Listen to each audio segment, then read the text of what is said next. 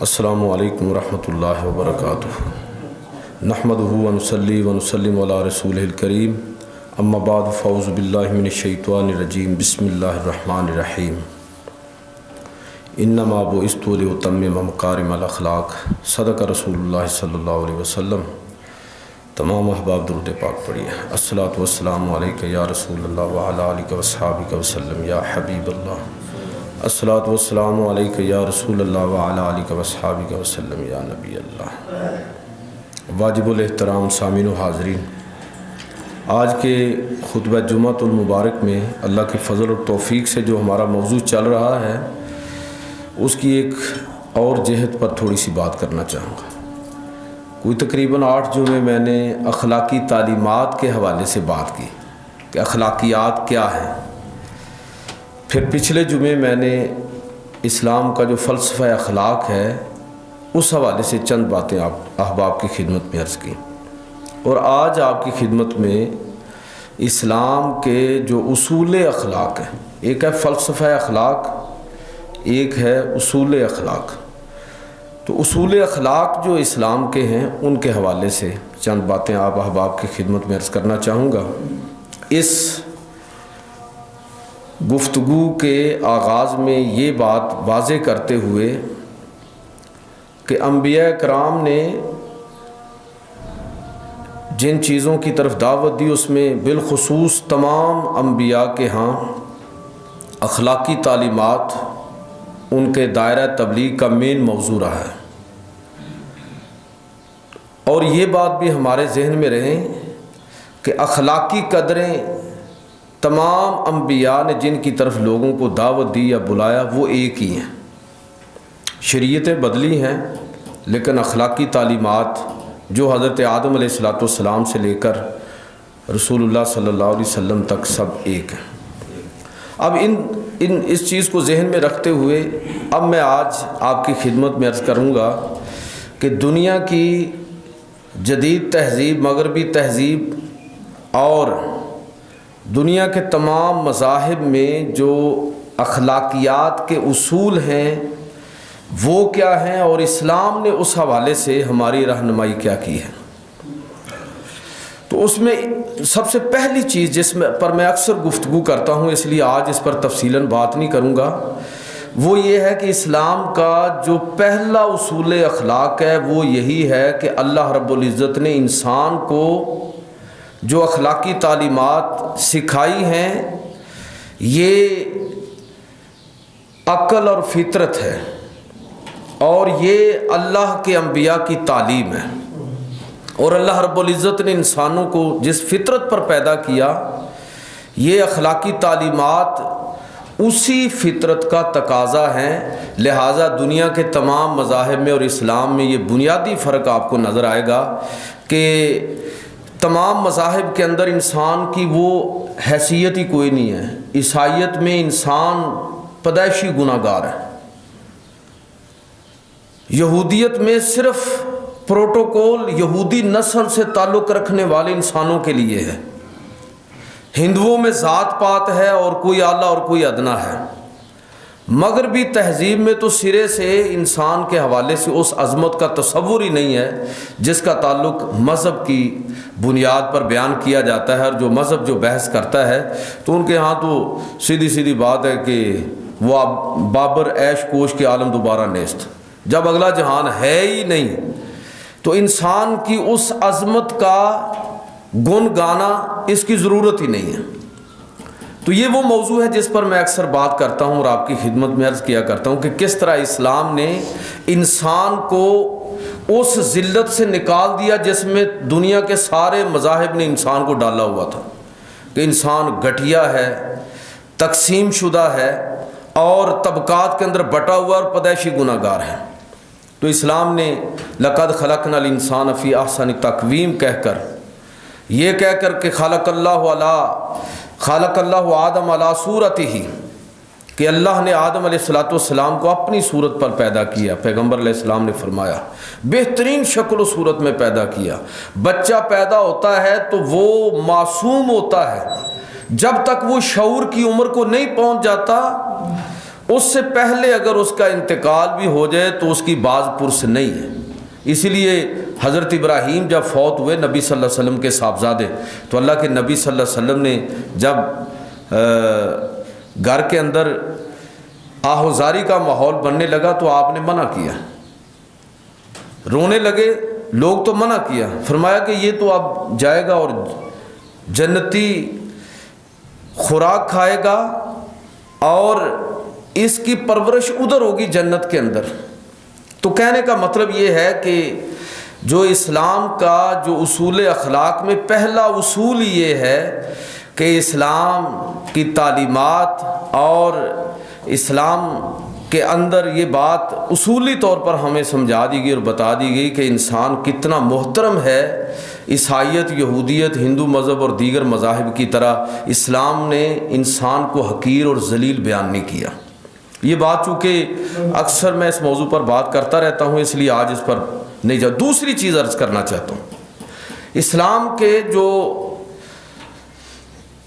دوسرا اخلاقی اصول، دوسرا اصول اخلاق، وہ یہ ہے کہ دنیا کے تمام فلسفوں سے بالکل الگ ہو کے کہ نہ تو اتنی مایوسی اسلام نے پھیلائی اپنے ماننے والوں کے اندر کہ اگر ان سے غلطی کوتاہی ہو جائے اور اگر ان سے کوئی گناہ سرزد ہو جائے تو اب ان کے لیے بخشش کے دروازے بند ہو گئے ہیں، نہ تو اس انداز میں انسان کو مایوس کیا اور نہ ہی اس انداز میں انسان کو دلیر کیا کہ وہ جو چاہے کرتا رہے، چونکہ وہ کسی خاص مذہب کے اندر پیدا ہوا ہے، جس طرح یہودی کہتے ہیں کہ نحن ابناء اللہ و احباؤہ، یہی بات نصرانی بھی کہتے ہیں۔ تو نہ تو اسلام نے اس طرح لوگوں کو دلیر کیا کہ وہ کسی خاص قوم کے اندر، کسی خاص نسل کے اندر پیدا ہو، لہذا ان کا کوئی حساب کتاب نہیں ہوگا۔ یاد رکھیے، میں اکثر اس بات کو بڑی ذمہ داری کے ساتھ بیان کرتا ہوں کہ امت محمدیہ میں پیدا ہونا بھی فضیلت اس وقت ہوگی جب ایمان اور عمل صالح ساتھ ہوگا۔ اس وجہ سے کوئی آدمی نہیں بخشا جائے گا۔ یہاں ہمارے ہاں عام مساجد کے اندر اس انداز میں لوگوں کے سامنے بات کی جاتی ہے اور تبلیغ کی جاتی ہے کہ اللہ معاف فرمائے، جیسے حضور کی امت میں پیدا ہونا یا حضور پر ایمان لانا یہ ہم نے کوئی بڑا کوئی کمال کر دیا ہے یا کوئی بڑا کارنامہ انجام دیا ہے۔ یاد رکھیے اور بہت اچھی طرح یاد رکھیے کہ اس امت میں پیدا ہونے کی فضیلت اس آدمی کے لیے ہے جو ایمان اور عمل صالح کے ساتھ ہے، ورنہ اس کے لیے کوئی فضیلت نہیں ہے۔ صرف اس وجہ سے انسان کامیاب نہیں ہوگا کہ وہ اس امت کے اندر پیدا ہو گیا ہے، بلکہ اس وقت وہ کامیاب اور کامران ہوگا جب وہ رسول اللہ صلی اللہ علیہ وسلم کی سنت اور طریقے کو بھی اختیار کرے گا۔ اور حضور صلی اللہ علیہ وسلم، پچھلے جمعے بھی میں نے یہ بات کی تھی کہ کس آدمی کی سفارش اور شفاعت کریں گے، اس کا بھی پورا میرٹ ہے۔ یہ سفارش بھی کسی ظلم پر مبنی نہیں ہوگی کہ ظالموں کی بھی سفارش ہو رہی ہے اور مظلوم، ان کے ساتھ اس سے بڑا ظلم کیا ہوگا۔ اس سفارش کا بھی باقاعدہ ایک معیار ہے، ایک دائرہ ہے جس کے اندر اللہ کے نبی صلی اللہ علیہ وسلم شفاعت کریں گے اور اللہ کے اذن کے ساتھ کریں گے، اور اللہ سب سے زیادہ عدل کرنے والا ہے۔ لہٰذا اس بات کو بھی بہت اچھی طرح سمجھنے کی ضرورت ہے کہ اسلام نے ایک طرف تو یونانی فلسفیوں کی طرح یا یورپ اور مغرب کا جدید جو فلسفہ ہے اس کو بھی آپ اس کے ساتھ ہی شمار کر سکتے ہیں کہ یا تو انسان کے بارے میں ایسے تصور ہے کہ گویا کہ یہ دنیا ہی سب کچھ ہے، جو کر سکتے ہو کر لو، اور یا پھر انسان کو اتنا گھٹیا شمار کر دیا ہے کہ گویا کہ زندگی کے معاملات سے بالکل امید ہی ختم کر دی ہے۔ نہیں، بلکہ اسلام نے اس کے درمیان مسلمان کی تربیت یہ کی، اور یہ اسلام کا اصول اخلاق ہے کہ اسلام جو ہماری تربیت کرتا ہے وہ کیا ہے کہ مسلمان کا دل ہمیشہ اللہ رب العزت سے خائف رہتا ہے اور توقعات سے لبریز رہتا ہے۔ ایک طرف اسے اپنے رب سے امید رہتی ہے، کسی بھی حالت میں وہ امید کو چھوڑتا نہیں ہے، چاہے حالات کتنے ہی نازک کیوں نہ ہوں، وہ اس رستے پر چلتا رہتا ہے جو نیکی کا رستہ ہے۔ اور دوسری طرف وہ اللہ رب العزت سے توقعات سے لبریز رہتا ہے۔ آپ دیکھ لیجئے کہ اس سوچ اور فکر کا نتیجہ کیا ہے۔ اس کا نتیجہ یہ ہے کہ مسلمان ہمیشہ اللہ سے امید رکھتے ہوئے اس مایوسی کا شکار نہیں ہوتے جس کا آپ آج کے دور میں یورپ، مغرب اور ان لوگوں کے ہاں دیکھتے ہیں جو مذہب پر اس طرح ایمان اور یقین نہیں رکھتے۔ سب سے زیادہ خودکشیاں کن لوگوں میں ہو رہی ہیں؟ وہی جن کو آپ بڑے خوشحال سمجھتے ہیں، جن کو آپ سمجھتے ہیں کہ زندگی تو گزارنے والے یہ لوگ ہیں، لیکن زندگی کے بارے میں جو امید اسلام نے دی ہے اور ایمان کو جس طرح بیلنس کیا ہے کہ یہ اللہ سے امید اور اللہ سے خوف، اس کے درمیانی کیفیت کا نام جو ہے وہ ایمان ہے۔ یہ بڑی مشہور بات میں کئی دفعہ پہلے بھی کوٹ کی ہے میں نے کہ حضرت علی رضی اللہ تعالیٰ عنہ، ان سے انہوں نے ایک صحیح عالم کی تعریف یہ کی کہ عالم کون ہوتا ہے۔ ان کی نظر میں، حضرت علی المرتضیٰ رضی اللہ تعالیٰ عنہ کی نظر میں، عالم وہ شخص ہے کہ جو لوگوں کو اس طرح دین کی تبلیغ ان کے سامنے نہ کرے کہ لوگ بالکل ہی اللہ سے بے خوف ہو جائیں، وہ جو چاہے کرتے رہو، کوئی مسئلہ نہیں ہے، اور نہ ہی اس طرح ان کے سامنے تبلیغ کرے کہ لوگ بالکل ہی اللہ سے نا امید ہو جائیں، بلکہ ایمان کو اس کی درمیانی کیفیت۔ اور حضرت عمر رضی اللہ تعالیٰ عنہ کا وہ مشہور واقعہ اور قول کہ اگر قیامت کے دن اللہ رب العزت یہ آواز لگائے کہ سب کا حساب کتاب ہوگا سوائے ایک شخص کے، تو مجھے امید ہے کہ جس کو اللہ بغیر حساب کتاب کے بخشے گا، مجھے اپنے رب سے امید ہے کہ وہ میں ہوں گا، اتنی امید۔ اور دوسری طرف کہ اگر اللہ رب العزت یہ اعلان فرمائے کہ سب کو بغیر حساب کتاب کے جنت میں بھیجا جائے گا، ایک آدمی کا حساب کتاب ہوگا، تو مجھے خوف ہے کہ کہیں وہ میرا حساب کتاب نہ ہو۔ تو یہ کیفیت کہ ایمان کو گویا کہ خوف اور امید کی درمیانی کیفیت قرار دیا، یہ جب یہ چیز ذہن میں ہو تو یہ سمجھیے کہ اسلام کا جو اصول اخلاق ہے وہ امید و رجا اس کی درمیانی کیفیت کا نام ہے۔ اور ان حالات کے اندر جب انسان اس طرح پر امید ہو اور جب انسان اس انداز میں اللہ کا خوف بھی دل میں رکھتا ہو، تو پھر آپ خود سوچئے کہ اس سے جس طرح کے اعمال سرزد ہوں گے وہ کیا ہوں گے۔ اللہ رب العزت نے اعلان فرما دیا کہ انی لا اضیع عمل عامل منکم، کہ اے لوگوں میں تم میں سے کسی بھی عمل کرنے والے کے عمل کو، اس کے اجر و ثواب کو ضائع نہیں کروں گا۔ اور دوسری طرف امید اس طرح پیدا کر دی کہ یا عبادی الذین اسرفوا علی انفسہم لا تقنطوا من رحمت اللہ، اے وہ لوگوں جنہوں نے اپنی جانوں پر ظلم کیا اور اپنے ساتھ کوئی زیادتی کر بیٹھے، وہ اللہ کی رحمت سے مایوس نہ ہو۔ لا تقنطوا من رحمت اللہ، تو تم اللہ کی رحمت سے مایوس نہ ہو۔ تو میرے بھائیوں، اسلام کا جو فلسفہ اخلاق اور اصول اخلاق ہے وہ یہی ہے کہ اسلام نے اخلاقی تعلیمات کو جس اصول پر کھڑا کیا، اس میں دوسرا اصول میں نے جو عرض کیا وہ یہ ہے کہ امید بھی ہے اور اللہ کا خوف بھی ہے، لیکن مایوسی نہیں ہے، مایوسی نہیں ہے۔ یہ اسلام جس انداز میں تربیت کرتا ہے، گویا کہ بندہ مومن کا دل ایک طرف اللہ کے خوف سے لرزہ بر اندام بھی وہ رہتا ہے، اور دوسرا اس کا دل اللہ رب العزت سے امید رکھتے ہوئے ہر لمحہ لبریز رہتا ہے۔ تیسری بات کہ اسلام نے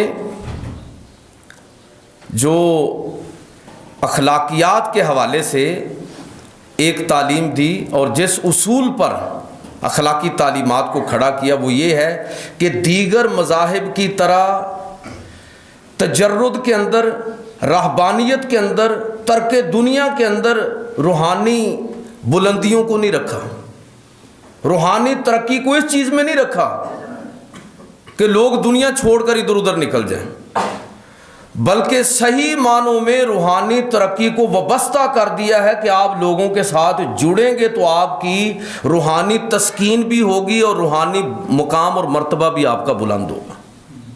یہ بڑی اہم بات ہے۔ ہماری جو اخلاقی کہہ لیجئے کہ ہمارا جو اخلاقی وجود ہے وہ کب نمو حاصل کرتا ہے اور ہمارا ایمان جو ہے وہ کب بڑھنا شروع ہوتا ہے۔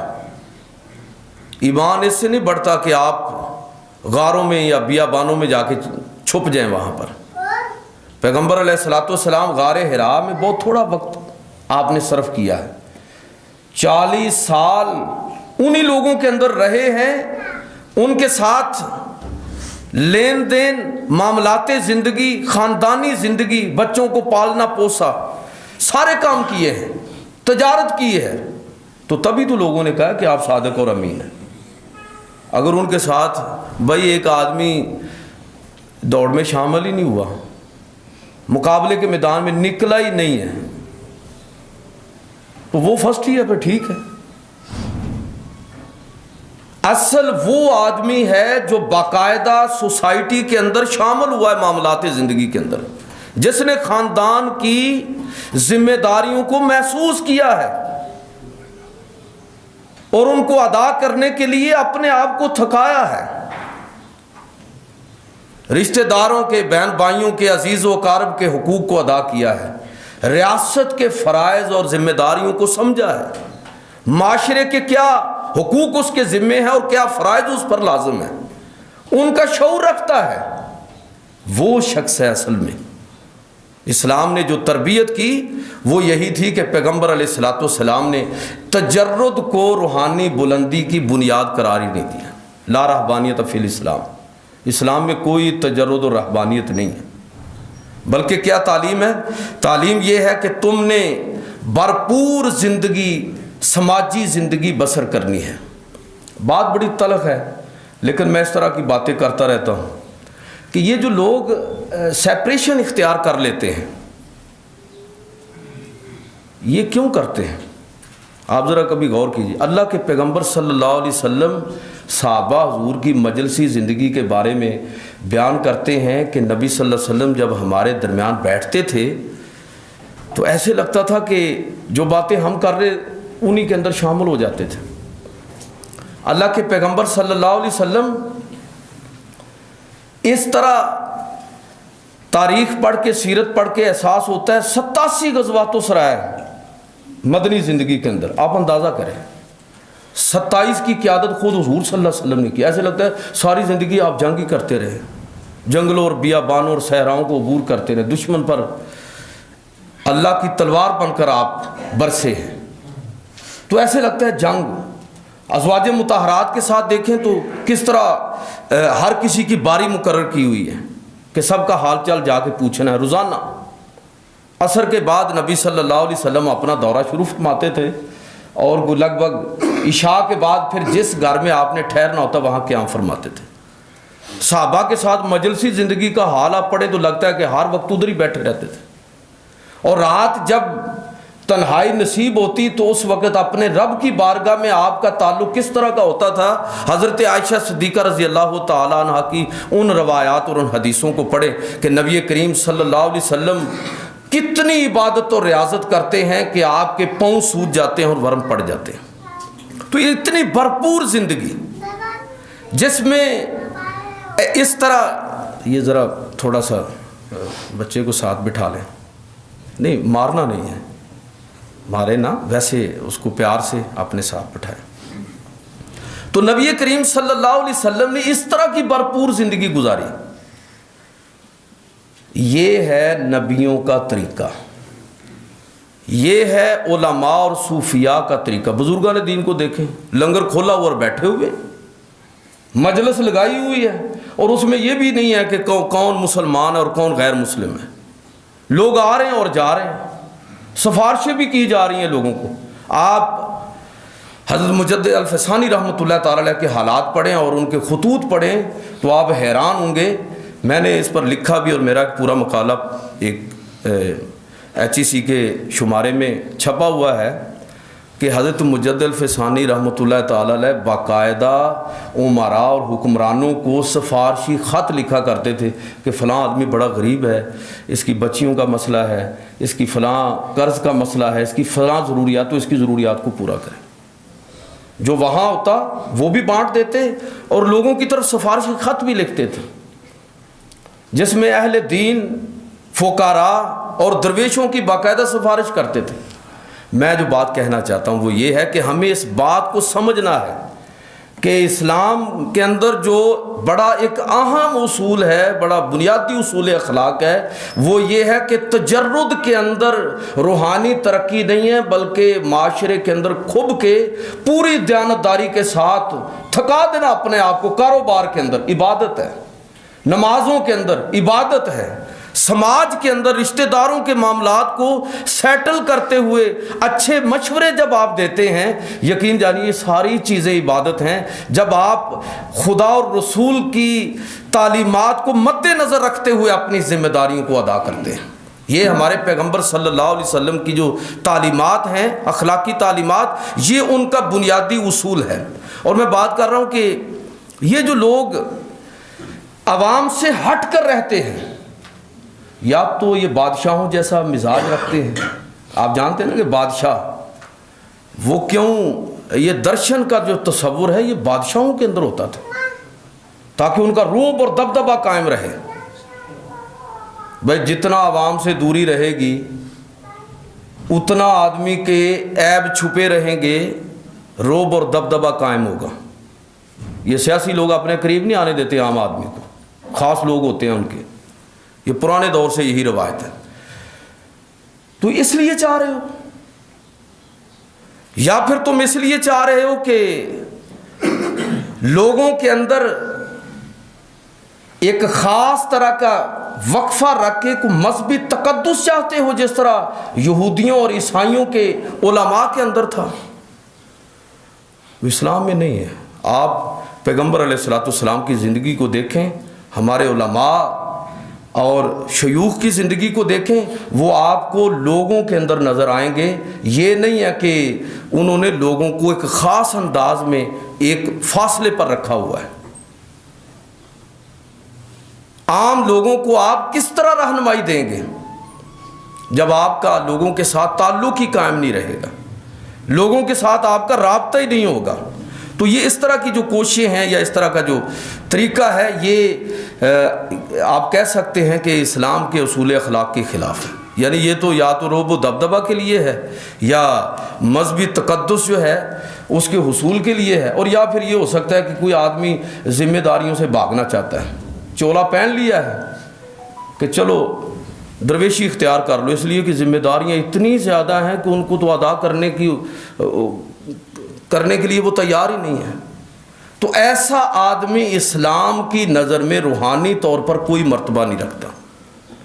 وہ شخص ہی اللہ کے ہاں، اللہ کے رسول. کبھی آپ نے غور کیا کہ اس حدیث کا مطلب کہ سچا ایماندار تاجر قیامت کے دن اللہ کے عرش کے سائے کے نیچے ہوگا. آپ سوچیں کہ ایک کاروباری آدمی جو ہے، یعنی ہماری جو سوچ اپروچ ہے عام طور پر، ایک کاروباری آدمی تو دنیا دار آدمی ہے، تو وہ اللہ کے عرش کے سائے کے نیچے کیسے ہوگا؟ یہ اپروچ ہندوؤں کی ہے، یہودیوں کی ہے اور عیسائی مذہب کی ہے. ہمارے پیغمبر صلی اللہ علیہ وسلم کی تعلیم یہی ہے کہ انسان جن اخلاقیات کا مظاہرہ کر رہا ہے وہ انسانوں کے ساتھ متعلق ہے. اگر انسانوں سے جڑے گا نہیں تو اس کا کردار کیسے نکھر کر سامنے آئے گا؟ لہٰذا اس چیز کو بھی بہت اچھی طرح ذہن میں رکھنے والی بات ہے. چوتھی چیز اسلام کے اصول اخلاق میں، اور یہ بات بھی ہر بات ہی بڑی اہم ہے، کہ اسلام نے اس چیز کی تربیت کی. یہ مغرب کے اندر ایک قانون ہے کہ جسے آپ پرائیویسی کا قانون کہتے ہیں، شخصی قوانین، کہ انسان کی اپنی شخصی حیثیت اتنی اوپر چلی گئی ہے کہ پورا معاشرہ تباہ ہوتا ہے تو ہو جائے. شخصی قوانین، یہ میرا جسم میری مرضی کیا ہے، یہ بھی اصل میں وہی بیماری ہے۔ یہ اسلام کی اپروچ نہیں ہے۔ اسلام یہ دیکھتا ہے، اور اسلام کے اصول اخلاق میں یہ بنیادی اصول ہے کہ شخصی قوانین ہوں یا کوئی فرد ہو، اخلاقی اقدار کے حوالے سے اخلاقیات اس ایک فرد پر نہیں چھوڑی جائیں گی۔ میری بات پر ذرا غور کرنا ہے آپ نے۔ میں یہ کہنا چاہ رہا ہوں کہ اسلام کی اپروچ یہ ہے کہ اخلاقیات اور اخلاقی تعلیمات یہ پوری جماعت کی ذمہ داری ہے، ریاست کی ذمہ داری ہے۔ ایک فرد سے لے کر پورا معاشرہ کسی نہ کسی درجے میں اس کا ذمہ دار ہے۔ شخصی آزادی کے نام پر اس چیز کی اسلام اجازت نہیں دیتا کہ جو چاہے کوئی کرتا رہے، اپنا جسم اپنی مرضی، یہ اسلام اس کی اجازت نہیں دیتا۔ اسلام یہ کہتا ہے کہ نہ جسم تمہارا ہے، نہ مرضی تمہاری ہے، نہ مال اور دولت تمہارا ہے، تم اللہ کی طرف سے اس آزمائش کے اندر ڈالے گئے ہو، اور تم نے ایک ایک لمحہ خدا اور رسول کے حکم کو پیش نظر رکھنا، اور اپنے آپ کو، اپنے ہر عمل کو اس کے تابع کرنا ہے۔ یہ ہمارے مذہب کی تعلیم ہے، اور یہ اسلام کا اصول اخلاق ہے۔ نبی کریم صلی اللہ علیہ وسلم نے اس کی ہمیں تلقین فرمائی، اور دیکھیے قرآن مجید سے ہمیں کس طرح رہنمائی ملتی ہے۔ یہ واقعہ سبت آپ نے پڑھا ہوا ہے، یوم السبت واقعہ سب یہودیوں کا، وہ مچھلی والا واقعہ جو مچھلیاں پکڑنے والا، تو پورا واقعہ آپ کے ذہن میں ہے۔ قرآن کو پڑھیے تو 3 طرح کے وہاں گروہ ہمیں نظر آتے ہیں۔ ایک وہ تھے جو ہفتے والے دن وہ مچھلی کا شکار کرتے تھے، اللہ کے حکم کی وائلیشن کرنے والا گروہ۔ دوسرا گروہ وہ تھا جو ان کو روکنے والا تھا، خود بچتے تھے اور ان کو روکتے تھے۔ اور تیسرا وہ تھا جو ان کو کہتے تھے کہ دفع کرو، ان پر تو اللہ کا عذاب آنے والا ہے، ہمیں کیا ضرورت ہے اپنا وقت ضائع کرنے کی۔ وہ خود تو نہیں کرتے تھے لیکن ان کو منع نہیں کرتے تھے۔ اور قرآن ہمیں یہ بتاتا ہے کہ جب اللہ کا عذاب آیا تو صرف ایک گروہ بچا، اور وہ گروہ تھا کہ جس نے نہ صرف اپنے آپ کو گناہوں سے بچایا بلکہ دوسروں کو بھی گناہوں سے روکنے کی اپنی کوشش کی۔ کوئی نہیں بچا تو نہ صحیح۔ یاد رکھیے کہ نیکی اور سچائی کی طاقت اتنی بڑی ہے کہ اگر پورا بازار بھی ایک طرف کھڑا ہو اور آپ دوسری طرف کھڑے ہو جائیں تو آپ کو احساس ہوگا کہ جب آپ سچائی کے ساتھ کھڑے ہوں گے، جب آپ حق کے ساتھ کھڑے ہوں گے، تو آپ کو محسوس ہوگا کہ آپ کے پاس ایک طاقت آ گئی ہے، سچائی کی طاقت آ گئی ہے، اور آپ محسوس کریں گے کہ لوگ آپ کی طرف لوٹنا شروع ہو گئے ہیں۔ اس لیے اسلام نے جو ہماری تربیت کی اور تعلیم دی تو وہ یہ ہے کہ اخلاقی تعلیمات کو کسی شخصی آزادی کے نام پر کسی فرد پر نہیں چھوڑا جا سکتا، یہ جماعت کی ذمہ داری ہے۔ کنتم خیر امۃ اخرجت للناس تأمرون بالمعروف وتنہون عن المنکر۔ اور دوسری جگہ فرمایا حضور صلی اللہ علیہ وسلم نے کہ کلکم راع وکلکم مسئول عن رعیتہ، کہ ہر شخص ذمہ دار ہے اور پوری جماعت بھی ذمہ دار ہے۔ لہٰذا وہ کلچر ہمارا جو ہے اسی کو پروموٹ کرنے کی ضرورت ہے کہ جہاں جہاں ہم ہوں اور وہاں کسی غلط کام کو دیکھیں تو بالکل اپنے نقطہ نظر کا وہاں پر اظہار کریں۔ بالکل مختصر کرتے ہوئے 5ویں چیز کہ اسلام کا جو اصول اخلاق ہے، 5واں اصول یہ ہے کہ انسان جن اخلاقی قدروں کو اپنا رہا ہے اس کے اندر یہودیت اور عیسائیت کی طرح کسی انتہاؤں پر نہ چلا جائے، عدل کے نام پر بالکل رحم ہی ختم ہو جائے، اور رحم کے نام پر عدل کا قتل ہو جائے۔ بسا اوقات کسی کی گردن کاٹنا یہ رحم کا تقاضا ہوتا ہے، رحم کرنے کا مطلب یہ ہے کہ ظالم کی گردن اڑا دی جائے، اور بسا اوقات کسی کو معاف کرنا یہ بھی رحم کا تقاضا اور عدل کا تقاضا ہوتا ہے۔ میں ٹائم نہیں ہے ورنہ اس پر بڑی تفصیل سے بات ہو سکتی ہے کہ اسلام نے اس حوالے سے جو تعلیم دی، کس طرح عدل کو اور رحم دونوں کو اکٹھا کر دیا کہ آپ نے اگر زندگی کے اندر کامیاب ہونا ہے، عدل کا پیمانہ اللہ تعالیٰ نے اپنے ہاتھ میں رکھا کہ اگر کوئی کسی کو قتل کرے تو اس کو بدلے میں قتل کرو، یہ عدل ہے۔ اور احسان کا طراف کرو تو یہ تمہارے لیے بہت بہتر ہے۔ دیگر مذاہب سے ہٹ کر اسلام نے جو اصول اخلاق دیا اس کے اندر ایک طرح کا اعتدال اور توازن آپ کو ملے گا۔ آخری بات اور بڑی اہم بات، اللہ کے پیغمبر صلی اللہ علیہ وسلم کی ایک حدیث سنا کے میں اجازت چاہوں گا کہ نبی کریم صلی اللہ علیہ وسلم نے جو اخلاقی تعلیمات کے حوالے سے ہماری تربیت فرمائی وہ یہ ہے کہ تمہاری اخلاقی زندگی کسی رد عمل کا نتیجہ نہیں ہونی چاہیے۔ حدیث ہے کہ حضور صلی اللہ علیہ وسلم فرمایا کہ قرابت کا حق ادا کرنے والا وہ شخص نہیں ہے جو احسان کے بدلے میں احسان کرے، بلکہ وہ شخص ہے جو زیادتی کے بدلے میں بھی احسان کرتا ہے۔ مطلب کیا ہے اس کا؟ بڑی گہری بات، پورا فلسفہ اخلاق اور اصول اخلاق اس ایک حدیث کے اندر گویا کہ بند ہمیں ملتے ہیں کہ وہ شخص اصل میں صحیح معنوں میں اعلیٰ اخلاق کا مالک شمار ہوگا کہ جس کے اخلاق رد عمل کی نفسیات پر مبنی نہیں ہیں بلکہ رسول اللہ صلی اللہ علیہ وسلم اور اللہ رب العزت کے حکم کے تابع ہیں۔ کسی نے زیادتی کی تو ہم نے بھی زیادتی کر دی، کسی نے نیکی کی تو ہم نے بھی نیکی کر دی۔ اس کا مطلب یہ ہوا کہ ہمارا اچھا یا برا ہونا دوسرے شخص کے عمل پر منحصر ہے۔ اگر دوسرا اچھا ہے تو ہم بھی اچھے ہیں، اور اگر دوسرا برا ہے تو ہم بھی برے ہیں۔ ہماری تربیت کیا کی کہ بہترین اخلاق یہ ہے، اور وہ شخص اصل میں صحیح معنوں میں قرابت کا حق ادا کرنے والا ہے کہ جو رد عمل کی نفسیات کا شکار نہیں ہوتا۔ اس نے اپنی لگامیں دوسرے آدمی کے ہاتھ میں نہیں دی ہوئی کہ اگر میں نے اچھا یا برا، میں اچھا ہوں یا برا ہوں، اس کا فیصلہ مجھے کرنا ہے، نہ کہ دوسرے آدمی نے، کہ وہ مجھے گالیاں دے کے مجھے بھی گالیوں پر اکساتا ہے اور میں آگے سے اسی رد عمل کا اظہار کرتا ہوں۔ تو اس کا مطلب یہ ہوا کہ میری تو حیثیت ہی کوئی نہیں ہے، میں اچھا ہوں تو اس وجہ سے اپنی ذاتی ول پاور سے نہیں بلکہ دوسرے آدمی کے عمل کی وجہ سے، اور اگر وہ چاہے تو مجھے بروں میں، برے لوگوں کے اندر مجھے شمار کر دیں کہ وہ میرے ساتھ زیادتی کرے اور میں بھی بدلے میں زیادتی کروں۔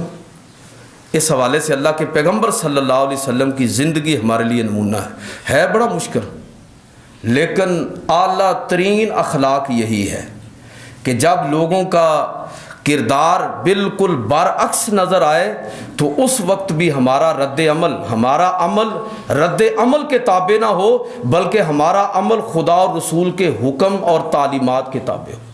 اللہ رب العزت مجھے اور آپ کو عمل کی توفیق